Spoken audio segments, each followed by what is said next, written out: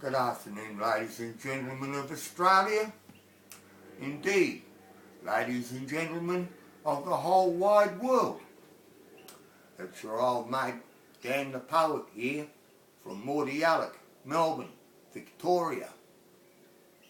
I have been busy with the pencils again, and I have written something for you that should concern every one of you. It should concern every one of you because it concerns democracy. As I have previously pointed out to all my listeners, I am not only your poet, I am also the Crown's witness.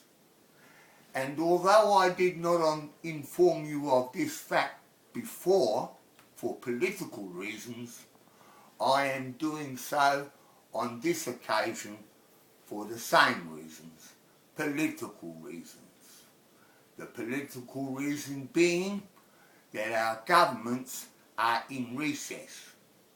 The political reason being that our constitution has been breached not once but twice and is totally unconstitutional. I, the Crown's witness, on behalf of the people of Australia, in relation to civil rights breaches, have been denied access to the High Court of Australia and denied access to the Australian Constitution. As you all know, the Queen is our head of state. Furthermore, I am a British subject. Having made that point, let me say this. I am 67 years of age and I have been an Australian resident and taxpayer for 61 years, and I still can't access the Constitution. If a Brit or an Aussie can't access the Australian Constitution, then it doesn't look very encouraging for any other nationality in our so-called multicultural country. I have written this piece of poetry to give you all an insight into what's really been happening and how the Americans and the British and the Australian governments have conspired to rape and pillage our Constitution. Our Constitution is dead in the water. It has been for 15 years, ever since the Crown's witness was illegally detained and illegally imprisoned for informing the federal government that the state of Victoria had breached the federal constitution by interfering in the independence, or the so-called independence, of the legal system.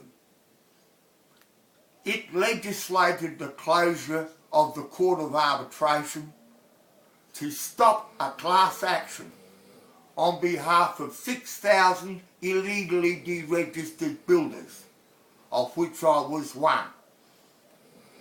I took the matter into court, as is my democratic right, and I led, on behalf of those deregistered builders, a class action against the Victorian government and the HIH collapse.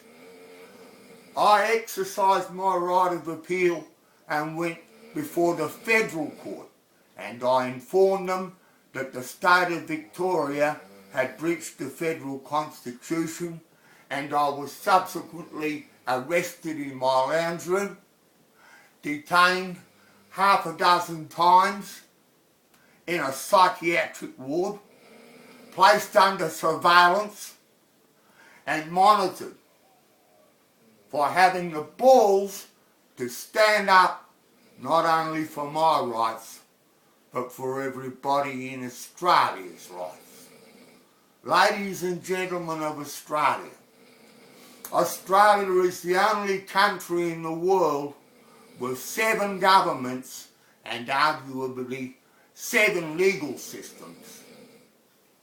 This in itself is a conflict of interests and is ludicrous. Why should we have 7 governments to administer 23 million people? Why should we have to go through 2 legal systems? The state that's persecuting an individual, then inform the federal that further persecutes the individual, and then the individual, after being detained, is interrogated by an American CIA agent. And his only crime is defending himself from untruthful allegations that a financial and liquid small business owed the state government money, when in reality nothing could be further from the truth. This small business, my building company, employed 5 people and they were all paid above award wages. Myself, the managing director of the building company, and one of my former employees, my bricklayer, were arrested and thrown in a bloody psych ward for trying to go out about our daily business of earning a crust of bread. Anyone in the world that thinks that Australia is democratic needs to think again. Our governments have been implicit in keeping this information from you by way of issuing suppression orders and making threats against the media. I cannot get interviewed by any journalist, and I cannot write in any newspaper.